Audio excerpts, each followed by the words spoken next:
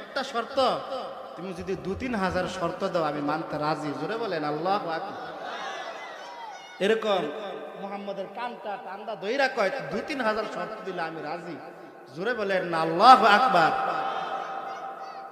এবার আল্লাহর পয়গাম্বর বলে, হে উকবা ইবনে আবি মুঈত, 2-3 হাজার শর্ত মানা লাগবে না, আমি তোমার খানা খাবো একটা শর্ত আদায় করলে। যে শর্তটা কি? সেই শর্তটা হলো তুমি আমার এই সময় এই বসা অবস্থায় লা ইলাহা ইল্লাল্লাহ গ্রহণ করতে হবে। জোরে বলেন আল্লাহু আকবার। উকবা ইবনে আবি মুঈত কয়, মোল্লার দি বুদ্ধি বালা, মোল্লায় কামটা করছে কি এর মধ্যে কি কাম করছে? এখন উকবা ইবনে আবি মুঈত বলছে, এটা কোনো বিষয় হলো? আপনি একবার কাম 100 বার পড়বেন। মুহাম্মদ কয়, একবারই পড়ার দরকার, 100 বার পড়ার দরকার নাই। এমনে মুহূর্তে কালিমা পয়রা সামনে বইসা রয়েছে। জোরে বলেন আল্লাহু আকবার।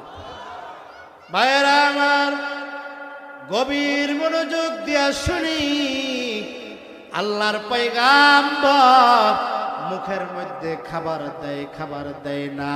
কেউ কেউ বলেন খাবারটা প্লেটের মধ্যে রাইখা আকাশের দিকে তাকাইয়া উকবা ইবনে আবি মুঈত তার হাতটা ধইরা বলে, এই মক্কার কাফের বেঈমানেরা শোনো, কিছুক্ষণ পূর্বেও এই উকবা ইবনে আবি মুঈত জাহান্নামের অধিবাসী ছিল।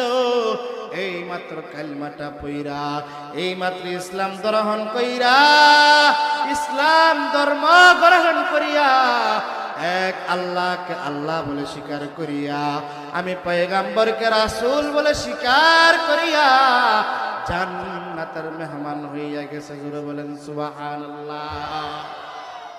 রাসূল আমার প্রাণ ভরে খাবার খাইলেন। খাবার খাইয়া রাসূল বাড়িতে গেলেন। মুহতারাম হাজরিন,